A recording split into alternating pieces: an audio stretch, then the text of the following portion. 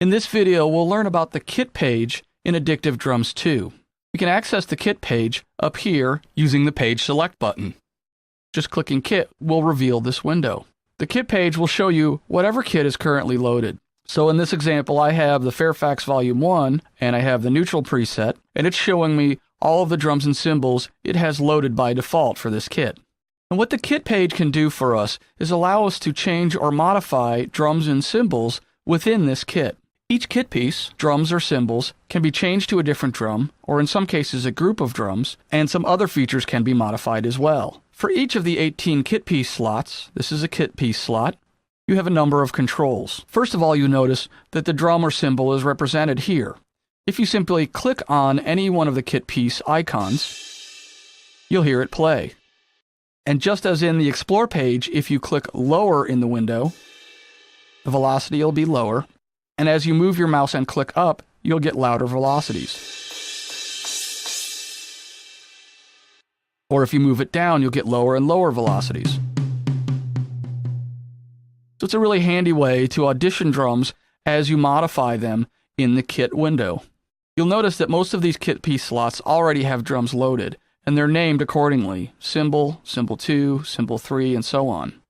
If a kit piece slot is not in use, you could add them, and we'll look at that in a moment. On each kit piece slot, we have the ability to load a different kit piece.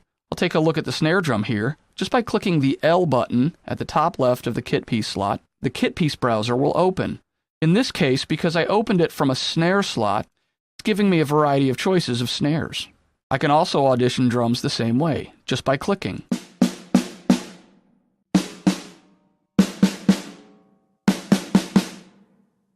And I can choose from any of these drums. I can also scroll by using this left-right arrow to browse for more snare drums. If I click to the right, I'll see more. You'll notice here where it says no license, I don't have these, so I won't be able to use or audition them. Also, when I select any one of these kit pieces, I'll have a little bit of information down here. It'll tell me where it was recorded and how the drum was played, in this case sticks versus brushes or something else. If I'd like more information, I can click Web Info, and it'll launch your web browser and take you to xlnaudio.com. Also in this kit piece browser, I'll have stroke types. And I'm seeing here that 10 stroke types were recorded or sampled for this drum. I can audition each one of them individually. And you'll see the little pop-up just below my mouse that describes the stroke type. And each drum may have a different number of stroke types. For the snares, there's typically 10 different stroke types. When I'm using the kit piece browser, I can go to this display button and click where it says All Products, and I could choose to display from only one AD pack or kit piece pack.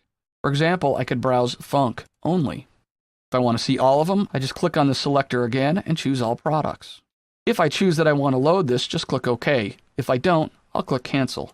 For each kit piece slot in the kit window, you'll notice you have a different selection of drums. For example, if I choose the Load button on my Kick kit piece slot, I'll get a selection of kick drums. The same would go for cymbals. If you'd like to add a cymbal, you could use one of these unoccupied kit piece slots just by clicking the Load button here. Now I could add another cymbal. At the bottom right of the kit window, you have 3 flexi slots. These are intended for use for a variety of drums and not limited to one type. So the Fairfax Volume 1 neutral kit has an additional tom shell hit loaded in Flexi 1. It also has an additional snare drum loaded.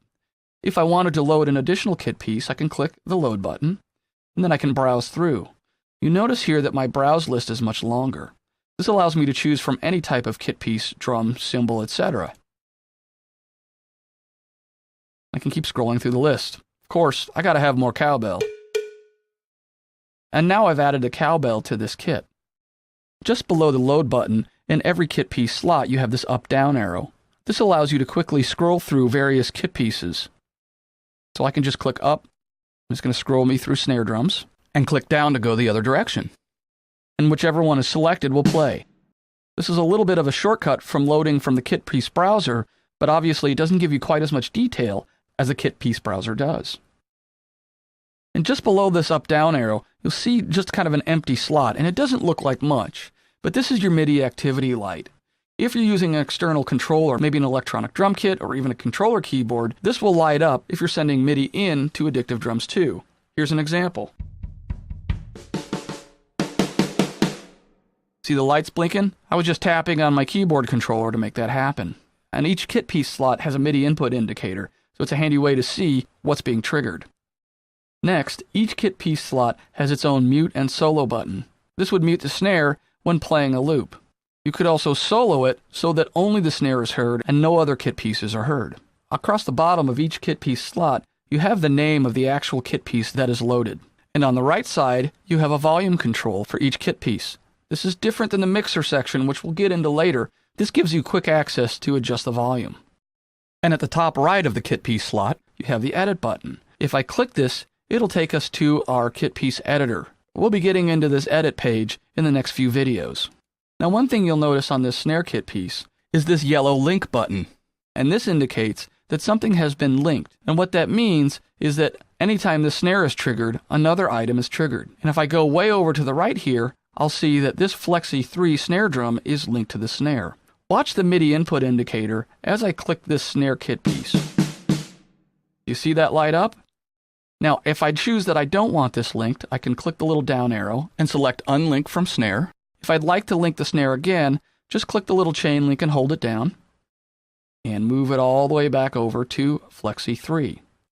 When I do this, I get a pull-down list of what's going to trigger this Flexi 3 to play. I'll set it to Link to Snare Open Hit. Now it's linked. I could link the snare to any other kit piece. For example, Tom 4. And now when I hit the snare, both Flexi 3 and Tom 4 are triggered. Obviously, this is really handy, especially when you want to thicken something up like a snare drum, but could be used for other drums. You'll notice here that the kick drum also has the ability to link to another kit piece slot. One thing you'll notice that's unique about toms is this little set button. Each of the 4 toms in this group have the set button. If I click any one, I can choose from various sets of toms based on the AD packs and kit piece packs that I have installed on my system.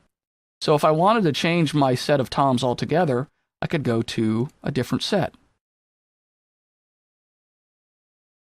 Now, of course, I could still customize an individual tom just by using the kit piece browser. But if you want your toms to have the same sort of tone or flavor, you could use that set selector to easily change them all together. Now, if I were to take this Fairfax Volume 1 neutral and change a lot of kit pieces, for example, I change some cymbals, I change a tom, maybe a kick drum, it's important to make sure that you save this. This will not be saved with the Fairfax Volume 1 neutral preset. That's always going to stay the same. So as we learned in the top section video, be sure to save as a preset. And again, I could give it a name and save it. When I browse user presets, my preset will load with all these customized kit pieces. Especially if you have more than one AD pack or more than one kit piece pack, the kit window is going to give you a lot of power in terms of how you customize your drum kit. In our next video, we'll start learning about the edit page, which takes us even deeper into shaping the sound of individual kit pieces. Thanks for watching.